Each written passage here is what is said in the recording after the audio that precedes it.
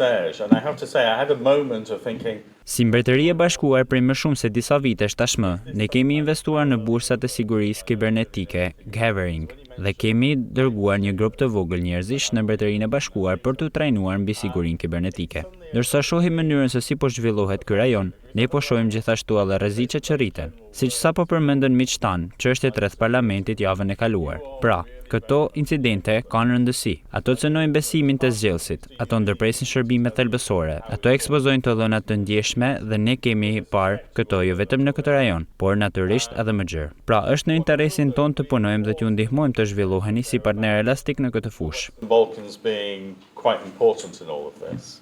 Experts from cybersecurity institutions, private sectors.